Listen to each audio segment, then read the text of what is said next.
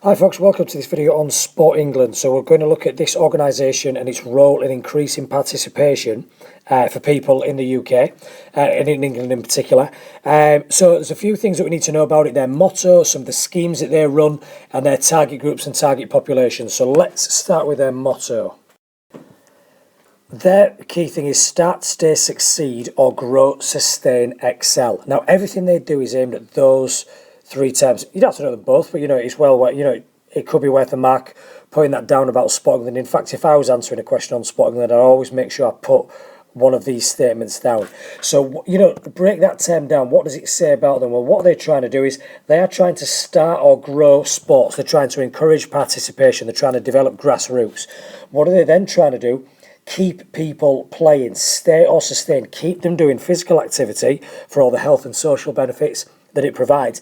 And then hopefully, in theory, the more that you encourage to participate, the more that you keep participating, the more elite athletes you will produce at the top end. So the more you will succeed, the more you will excel as a sporting nation. So everything they do is aimed at these two three-word little mottos and emblems. So let's have a look at what they're trying to do in England.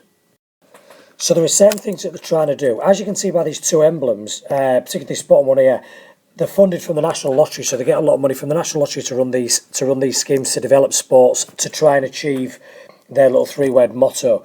What do they do within that? Well, they're trying to, they're there to increase participation for everyone, but there are certain target groups that they're trying to increase participation in. Girls and women, disabled people, low-income and ethnic minorities. But it's not just funding and opportunities for those people, but they're the target groups.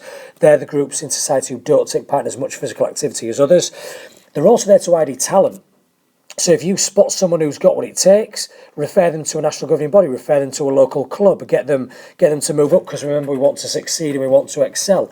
But in terms of the stay and sustain and the start and the grow kind of things, it's been a long-held on the government agenda in the UK to try and get on offer 5 hours of PE or sport to children per week. Well, the issues are we don't have enough time in the timetable to offer 5 hours, and other subjects take priority in terms of maths, English, science, things like that. So that Sport England are working closely with schools to offer extracurricular sport so we can get up to 5 hours. Typically, each PE student in England has 2 hours of PE each week. So we're trying to get an extra 3 hours of extracurricular to get us up to the 5 hours of sport per week. And these are all part of Sport England's aims and objectives and agendas. So let's have a look at two initiatives, two schemes that Sport England are running in order to try and achieve all these things that we've put in yellow.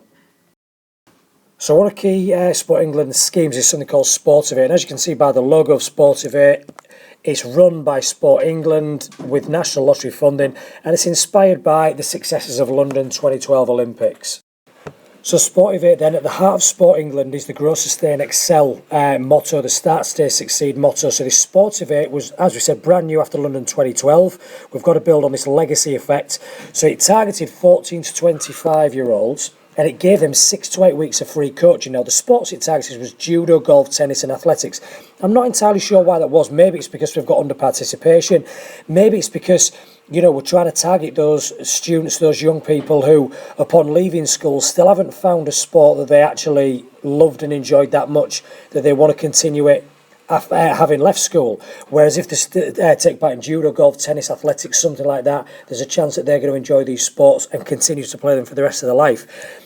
Even though it was 8 weeks of free coaching and only 8 weeks, it does offer progression into clubs after the 8 weeks. Because remember, start, stay, succeed. There's no point in starting them in 6 to 8 weeks if there's going to be no continuation afterwards. You're not going to achieve that stay part of the motto. It targets disabled people, girls and ethnic minorities, again, our target populations. And so far it's been such a success that, first of all, it's been extended to 2017. And secondly, instead of it just being for 14 to 25-year-olds, it's now for 11 to 13-year-olds, which is a key thing. And so far it's used £56 million of lottery funding.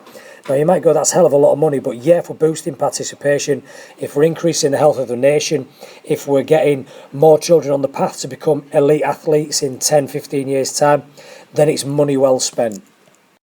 Secondly and finally then, there's another government scheme run by Sport England called Creating a Sporting Habit for Life, okay? And as you can see, tucked away at the bottom corner, look, again, it's run by Sport England. and again, it's using funds from the National Lottery. Now, if you get confused about these two, think about this title in particular. This one is particularly aimed at stopping the problem that we have in this country of the post-16 dropout, i.e. children do PE at school, but by the time they get to 16, they leave school and they don't continue doing physical activity for a variety of reasons. It might be choice, but it might be a lack of opportunity. So we're trying to create a sporting habit for life so that when people leave school, there is the opportunity to still take part in physical activity on a regular basis. So again, what I'm going to talk about here just on this one, this creating a sporting habit of life, are just the broad points. So you're going to have to expand on these when it comes to the exam. But what are they doing? Why are they what are they doing to try and create a sporting habit for life? Well, they're offering the school games. So instead of, you might remember your sports days at school, or you should remember your sports days at school, but instead of just doing it at your school, what about your school against other schools? So you get a bit of almost like mini Olympics taking place. So the school games taking place. Is also part of the creating a sporting habit for life is that PE is going to remain a compulsory subject on the national curriculum. So everyone will experience a minimum of 2 hours timetable PE each week on top of the extracurricular sport that's being offered. This is using £150 million of lottery funding, so it's using more than sport of it. But again, it's going for the lottery and it's just a different direction that the money is going in. Here's the biggie though. Creating something called school club links. Now what this is, you get local clubs to link in with your school. Local football, basketball, netball, hockey clubs. They can use the school's facilities for free, but in return, those clubs have to open their doors to students of the school. Now, the point there is that the children now have access to a more extracurricular sport and probably a wider range of sport. But secondly, when this child leaves school at the age of 16, they can still go and play for that club, because there's no age limit on it. So again, that's going to stop this post-16 dropout, because there's the opportunity to still play for the club. For many children, when they leave school, that's their experience of sport gone, because they don't have any clubs that they can play for, they don't know where their nearest club is, and so their participation ceases at that point, which is a real shame. Another part of this create a sporting habit for life is that national governing bodies have to spend 60% of their funds on grassroots development, getting people participating. If they don't do that, they will have their funding withdrawn. So it's not an option. So it's not a choice. They've got to do it. But again, that's going to boost participation, get more people involved. And what they're also going to do as part of this programme is they are opening their school facilities on an evening, or schools are going to get paid out of this money to open their school facilities on an evening to members of the public, so we can start getting community sports clubs taking place. So again, we're creating sporting habits for life. Now, both these schemes are run by Sport England. They are both funded by the National Lottery, and they both feed into Sport England's key motto: start, stay, succeed, or grow, sustain, excel.